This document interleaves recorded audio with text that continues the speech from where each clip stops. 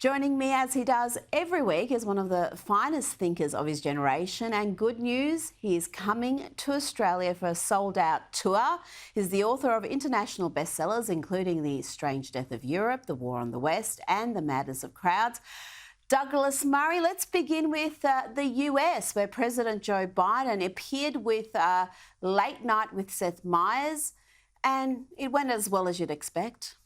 So I told you all there was going to be an American president who said to Putin, come do whatever you want to NATO. If the other guys on our team don't pay up every single cent they promised to pay for. I mean, what are we talking about here? He then told one of his favourite stories. American people are incredible, and we're the best. You know, I was asked by Xi Jinping about when I was in the Tibetan mountains with him, and he said, "Can you define America for him?" I said, "Yeah, one word: possibilities."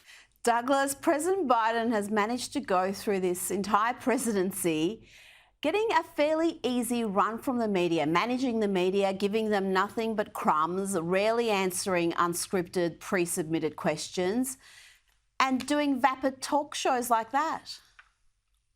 Well, at least he did manage to sum up America in one word that time. You'll remember that previously when he told that story, or a version of that story on the White House lawn, he said, I can sum up America in one word, which is Himalaya, boom, boom.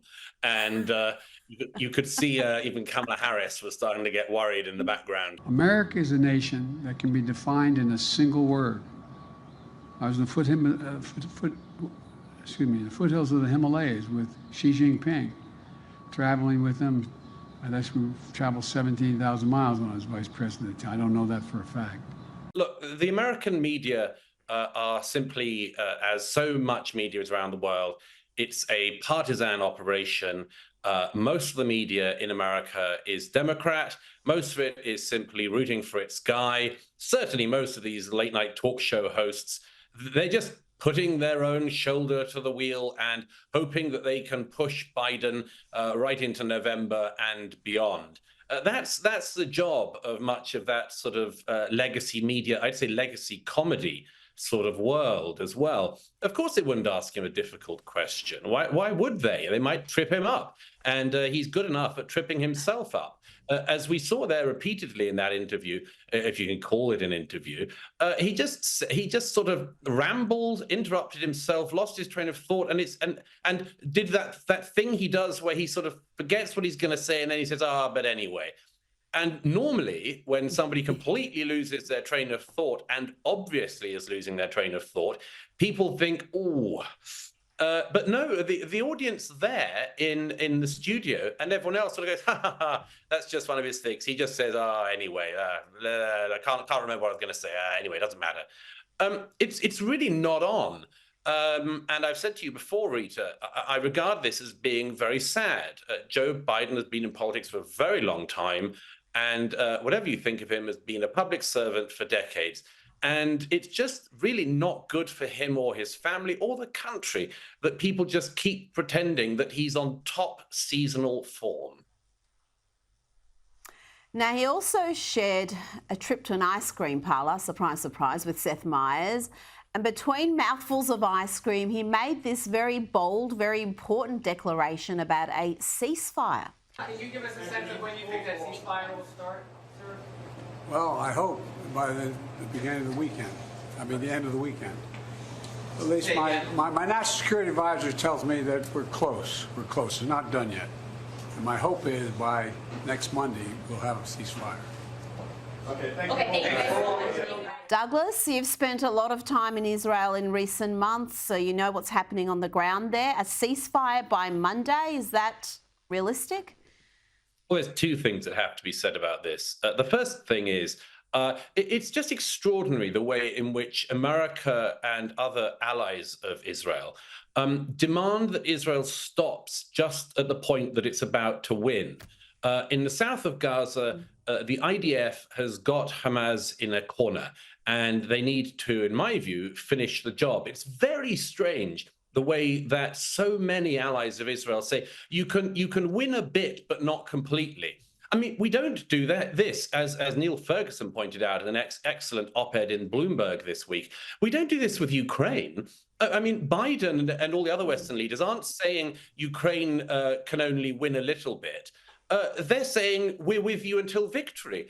Why is it the case that they do that with Ukraine, and quite rightly in my view with Ukraine, but they don't do it, quite wrongly in my view, with Israel? It's an extraordinary standard.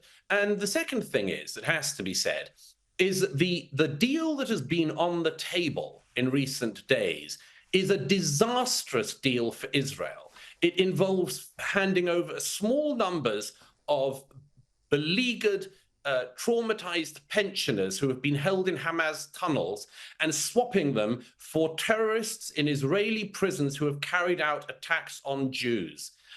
That is the deal, and it's something like a 10-to-1 ratio that was offered to them of hostages from Israel versus prisoners in Israeli prisons who are there for carrying out terror. And despite the fact that the deal is so advantageous to Hamas, it is Hamas that has turned the deal down.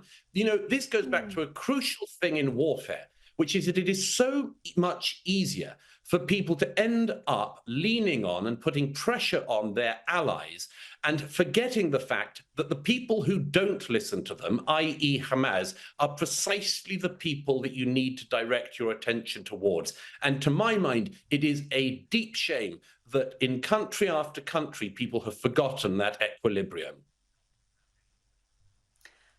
Very well said. I can't add anything more to that. I just want to ask you about what's happening in the UK with the Islamic State bride, Shamima Begum, having her last appeal lost against the British government's decision to revoke her UK citizenship. All the three judges dismissed her case. They said she made a calculated decision to join Islamic State. But of course, the usual suspects are appalled. Guardian types are arguing that in a civilised country, Shamima wouldn't have been made stateless. Is this a miscarriage of justice or a dose of instant karma? The Guardian seems to think that every country is a totally appalling country unless it follows the precise advice of the Guardian. And if we did follow the precise advice of the Guardian, we'd be Cuba by now. But the interesting thing about the Shamima Begum case is several things. Firstly, this is a young woman who, with her friends, went and joined ISIS knowingly. She was part of one of the most brutal terrorist groups of recent years, and that's saying something. She pretended after ISIS lost that she'd sort of accidentally wandered off, as any of us might. I mean, any of us, Rita, you, me, anyone, I might accidentally go and join a head-chopping, head-hacking group in a foreign country. No, absolute nonsense. She knew what she was doing, and in my view, she should be the first to have her citizenship withdrawn. British citizenship is not a right. It's not a right you can simply have. And sometimes you can join the enemy, and sometimes you can be a traitor to your country, and then if you lose, you can join back to the other side. No, no, no. And just as Shamima Begum has had her British citizenship revoked, I would like to see plenty more people have their citizenship revoked, including the Hamas leaders who live in the UK. But the other thing that has to be said quickly about this is all of the people who carry water for this horrible young woman always use a very interesting word. They say she was groomed, because that's such an incredibly meaning-filled term now. They say she was groomed by ISIS. Well, every single one of these commentators has had and all the lawyers and all the politicians and others who use this case, all of them have shown much more sympathy for this horrible young woman than for the thousands and thousands of British girls who were actually groomed and gang raped by immigrant gangs in Britain in recent years. I am so appalled, although I'm not surprised, that so many people have made a stand on this horrible ISIS girl and not on the innocent girls that they could have made a stand on and didn't because they were too cowardly. Just finally, we do live in a warped time where anti-racists are virulently racist, and those who call themselves anti-fascists behave like fascists. So I guess we shouldn't be surprised that a group that calls itself Hope Not Hate who claim to defend and champion and promote democracy and the rule of law are nothing of the sort. Just another pack of intolerant leftists who want to intimidate those who question their ideology. You've written about this group. Tell me just what they've done recently and how they're trying to shame people from following causes they don't back. They're an utterly shameful group. They're one of a number of organisations in the UK, as in the US and Australia, who pretend to be anti-fascist, but seem to me just to need to drop the anti bit. This group also is wildly misnamed. It calls itself Hope Not Hate. It should reverse it. It's hate, not hope.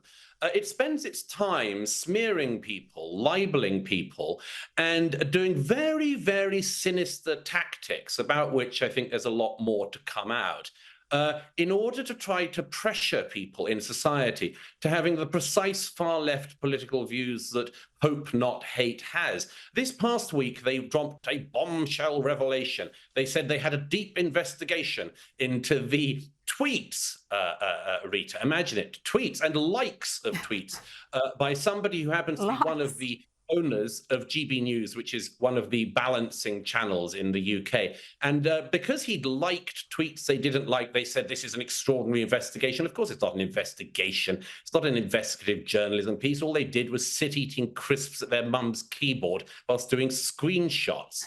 But these people want to be the policemen and the linesmen of our society. And you know what? Groups like this have had nothing to say about the weeks and weeks of anti-Semitic hate marches on the streets of London and other cities. They don't have anything to say about that, it seems. But my, they can really come down hard on somebody they don't like who likes a tweet that they don't like. They're pathetic.